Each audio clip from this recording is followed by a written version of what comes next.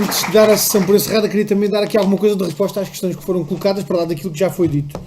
E queria sinalizar alguns aspectos de natureza mais geral que acho que vale a pena registar. Um primeiro tem a ver com a evolução na discussão, ou a evolução que se foi fazendo ao longo dos anos na discussão destas questões. Quando em 2011, particularmente em relação à dívida, isso é evidente, quando em 2011, no dia 5 de abril de 2011, portanto está quase a fazer 4 anos, o PCP contrapôs a proposta da renegociação da dívida ao pacto com a Troika. Ficámos isolados, na altura literalmente isolados, havia até quem nos chamasse malucos. A verdade é que nestes 4 anos o caminho que se fez na discussão desta questão confirmou a solidez da proposta que era avançada, e hoje há muito mais gente que entende que, de facto, muito dificilmente nós encontraremos solução para os nossos problemas sem nos libertarmos de alguns dos constrangimentos que são centrais na nossa vida, particularmente na nossa vida económica, e a dívida é um desses constrangimentos incontornáveis.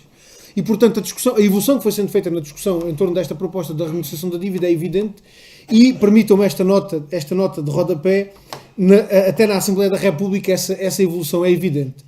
E queria dar este dado porque acho que ele é muito significativo. No dia 16 de dezembro houve na Assembleia da República a realização de uma conferência que juntou oradores nacionais e internacionais na discussão das questões da renegociação da dívida. E por proposta do PCP, 2 das intervenções que foram feitas naquela conferência foram de uma deputada do Equador e do embaixador da Argentina. 2 países que desenvolveram o processo da renegociação da dívida. No caso do Equador, em 2007. Um caso que ninguém ouviu falar até hoje. Alguém nesta sala já tinha ouvido falar do processo de renegociação da dívida do Equador? Ninguém fala nele porque é um dos processos mais bem-sucedidos em todo o mundo. O Equador conseguiu em 7 anos reduzir 25% da pobreza que tinha. Era um país que, sendo produtor de petróleo, não transformava rigorosamente nenhuma da matéria-prima, porque não tinha forma de fazer isso. Com o processo da renegociação da dívida, construíram uma refinaria e passaram a refinar o crudo. Estavam completamente dependentes do estrangeiro no plano energético, particularmente em relação à energia elétrica. Com a renegociação da dívida, libertaram recursos para a construção de um programa de barragens e hoje são autossuficientes na produção de energia elétrica. Se tiverem interesse nisso, na página da Assembleia da República há os vídeos daquela conferência. A intervenção da deputada do Equador é uma das do primeiro painel. Facilmente conseguiram encontrar aquela intervenção, e aconselho a toda a gente que vejam aquele vídeo, porque o relato daquilo que foi possível fazer a partir da libertação daquele condicionamento da dívida é de facto uma coisa que rompe completamente os horizontes com que nós hoje tratamos destas questões no nosso país. E de facto aquilo teve uma tradução no debate parlamentar que se fez uma semana depois. Porque o debate parlamentar que se fez uma semana depois, houve um aspecto curioso, que foi um dos deputados do PSD que intervieram naquela discussão, teve uma contenção no tratamento das questões da renegociação da dívida, que foi uma coisa extraordinária. E nós percebemos porquê, porque ele tinha estado o dia todo a assistir à conferência, porque ele tinha ouvido os exemplos do Equador e da Argentina, e nós fizemos um à parte relativamente a isso, e ele deixou-se rir a meio da intervenção. Porque já não teve coragem para trazer os argumentos do medo e da catástrofe com que tinham bombardeado a proposta do PCP em todas as outras discussões anteriores, porque aqueles 2 exemplos confirmam que é possível de facto renegociar as dívidas. E é possível renegociar as dívidas considerando-as como um constrangimento, um condicionamento de que é preciso que os países se libertem para conseguirem encontrar forma de resolver os problemas. Foram dados já aqui muitos números, eu não vou bombardear com muitos mais, mas queria apenas deixar estes elementos. Quando nós dizemos que a dívida portuguesa é insustentável, isto é factual. O Carlos Carvalho já aqui deu elementos de sobra relativamente a esta insustentabilidade. Eu queria apenas acrescentar mais 2 números que ele já utilizou. Nós, de forma global, suportaremos este ano cerca de 9 mil milhões de euros de juros da dívida. A previsão e a média nestes últimos 4 anos andará entre os 8 mil milhões, 8.500 milhões por ano. Nós, para pagarmos estes juros todos os anos, tivemos um país sujeito à economia de guerra que todos nós conhecemos. A perspectiva a partir de 2017 é que este valor se lhe acrescenta mais 50%.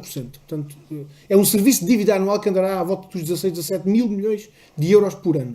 E a pergunta que se faz é: como é que nós pagamos o que pagámos até agora, com todos estes sacrifícios, como é que nós poderemos enfrentar o serviço da dívida que temos para a frente? Alguém imagina viver neste país nos próximos 40 anos sujeito às políticas que tivemos nos últimos 4?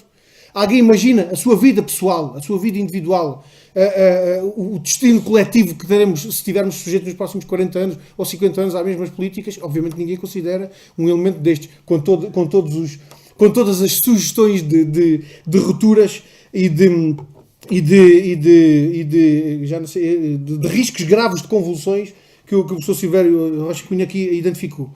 E a insustentabilidade da dívida portuguesa já não é só uma afirmação de meia dúzia, já não é só uma afirmação do PCP. Há relatórios do FMI que confirmam isso mesmo, que confirmam a insustentabilidade da dívida. E, portanto, a questão não está em saber se podemos manter mais ou menos esta situação e se podemos empurrar com a barriga para a frente. A dívida portuguesa é insustentável, daqui por algum tempo seremos confrontados com a impossibilidade do seu pagamento. E a questão é saber se queremos chegar a esse ponto ou se queremos encontrar uma forma para nos libertarmos deste condicionamento, dizendo o quê? Dizendo que é preciso renegociar a dívida. É preciso perceber exatamente hoje qual é a dívida. E respondendo diretamente à pergunta que foi colocada em relação à origem da dívida, já aqui foi dado o elemento que é o elemento central, relativamente à evolução da dívida, e há um aspecto que eu queria destacar, que aqui foi referido, que foi a conversão de dívida privada em dívida pública.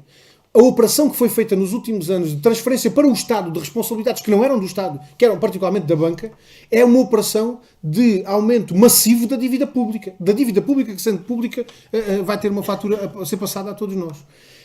E a dimensão da dívida, de resto, os vários projetos que o PCP tem vindo a apresentar ao longo do tempo sobre esta matéria, que não são sempre o mesmo, nós temos evoluído, temos aprofundado algumas das propostas que vamos apresentando, propõem logo à cabeça as medidas de identificação da dívida, a dimensão completa e rigorosa, desagregando pela sua origem, pela sua natureza e pelo tipo de credores e estimando a sua previsível evolução com e sem renegociação. E definimos depois critérios para um processo de renegociação, que passa necessariamente pela convergência com outros países que tendo problemas semelhantes ao nosso, terão soluções que serão convergentes com as nossas. E nós temos que estar desse lado da barricada. E como dizia aqui o professor Silvério, é importante bater o pé. É importante bater o pé. E é importante bater o pé, mas bater o pé em conjunto. Países que têm o mesmo problema de endividamento que tem Portugal têm que bater o pé em conjunto para encontrarem soluções em conjunto. Naquilo em que haja possibilidade de convergência, construir essas convergências para encontrar essas soluções. E em relação à renegociação, admitir a renegociação de tudo. De prazos, de juros, mas também de montantes. E a questão que era aqui colocada inicialmente por Carlos Carvalho, relativamente à situação em que nós estávamos em 2011, a 24 horas da assinatura do pacto, da assinatura, ou seja, da abertura, da aceitação pelo Governo, na altura, da assinatura do pacto com a Troika, confirma precisamente as potencialidades que existem num processo de renegociação. Qualquer credor prefere receber 10 do que não receber nada. E qualquer credor confrontado com a insustentabilidade da nossa dívida aceitará reduzir montantes, reduzir juros e, se calhar, alargar prazos para receber alguma coisa a troco de não receber nada, porque será essa situação que nós poderemos vir a ser colocados, considerando não só a evolução da dívida, mas sobretudo estas perspectivas de crescimento. Com perspectivas de crescimento como estas que aqui foram colocadas, muito dificilmente nós conseguimos resolver alguns destes problemas. E, portanto, é uma questão de opção política, é uma questão de vontade política. E é uma questão de existir vontade política, que obviamente não cai na cabeça de cada um por obra e graça do Espírito Santo. O Espírito Santo agora também anda muito mal visto, mas não cai por geração espontânea na cabeça de ninguém. É uma vontade política que tem que se construir. E tem que se construir a partir da exigência popular que se faça em relação ao processo da renegociação da dívida e da sua imposição a um governo para resolver os problemas do país, com a perspectiva de renegociar a dívida para fazer uma outra política económica, para ter uma outra política social. Porque se renegociarmos a dívida para manter tudo na mesma, até também não serve de nada ao processo de renegociação. Né? E, portanto, encontrar no processo da renegociação da dívida os recursos de que precisamos para uma outra política económica, que nós também temos vindo a caracterizar. Nós não nos limitamos a apontar aquilo que devem ser os objetivos e as condições do processo da renegociação. Temos aprofundado também a política económica que está associada a este processo de renegociação, mas considerando isto como um condicionamento do qual temos que nos libertar. Caracterização que fazemos da mesma forma em relação ao euro. Em relação ao euro e a outras imposições que resultam de orientações europeias, nomeadamente aquilo que resulta da governação económica.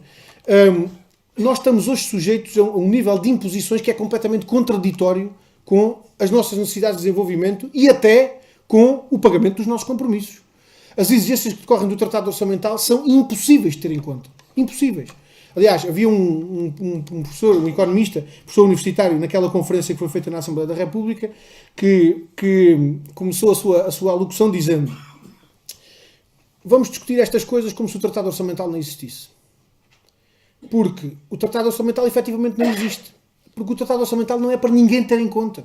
Porque não há país nenhum que vá cumprir o Tratado Orçamental. Portanto, mais vale tirarmos já o Tratado Orçamental da equação, porque é impossível considerarmos o que quer que seja a partir dos constrangimentos do Tratado Orçamental. Se nós olharmos para a Europa, para a zona euro, nos últimos 10 anos, não há um país que cumpra os critérios do Tratado Orçamental. E se estendermos o período aos últimos 20 anos, lá encontramos 2 países que num ano cumpriram aquelas regras, mas nunca mais cumpriram. E, portanto, aquelas condições que são impostas são condições draconianas.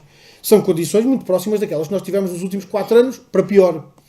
E, portanto, este tipo de imposições e de condicionamentos que nos são colocados hoje, que são objetivamente contraditórios com o nosso desenvolvimento, que são objetivamente contraditórios com as soluções que precisamos para resolver os nossos países, os problemas do nosso país, nós temos que nos libertar deles. E os problemas do euro são problemas dessa natureza. Obviamente que são problemas com uma dimensão que coloca outro tipo de preocupações.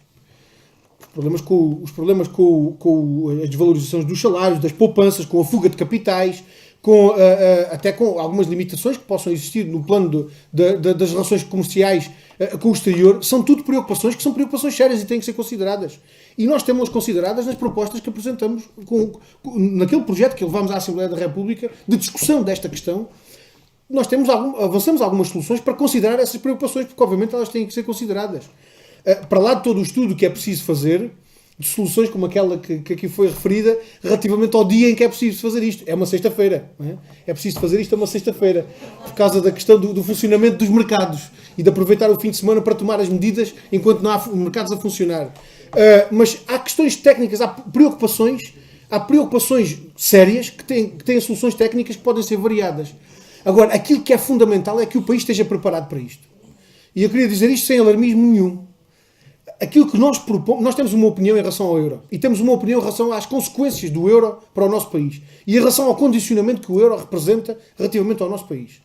Mas não pode haver força política nenhuma que de forma responsável diga às pessoas que nós não precisamos nos preocupar com a saída do euro. Porque essa é uma circunstância que pode não resultar da nossa opção, pode nos ser imposta por outros. E se amanhã outros nos impuserem a saída do euro, como é que nós lidamos com todos estes problemas? Se não estivermos preparados para eles. Como é que nós lidamos com problemas desta dimensão se não tivermos tomado as medidas para nos prepararmos para eles? Não é só o estudo das suas implicações e o estudo das soluções técnicas que possam existir para os problemas. É se nós não tivermos inclusivamente tomado medidas no plano económico, porque há medidas no plano económico que têm que ser assumidas, há medidas no plano orçamental que têm que ser tomadas. Como é que nós lidamos com uma situação dessas se não nos tivermos preparado para isso? E, portanto, esta proposta é também uma proposta de responsabilidade. É uma proposta de assunção da responsabilidade perante o quadro com que estamos confrontados. Não foi há muito tempo, foi há 2 anos atrás. Foram divulgadas publicamente informações que davam conta de que havia um grupo de países da zona euro que estava a preparar para criar uma outra coisa à parte. Ou seja, poderiam estar a preparar-se para criar uma outra moeda mais forte que o euro. O que significava empurrar todos os outros para fora. O resultado é o mesmo. Como é que nós lidávamos com uma situação dessas? Como é que nós estamos preparados para isso? Nós temos o país preparado para lidar com uma situação dessas? Nós estamos. E é isso que nós propomos. É que se tomem as medidas para preparar Portugal para essa situação. Seja porque outros nos confrontam com essa realidade, seja porque a partir dessa preparação nós tomamos a decisão de sair do euro e tomamos a decisão de nos libertarmos dos condicionamentos que estão associados ao euro. Para terminar mesmo, não quero estender mais naquilo que tinha a dizer, o processo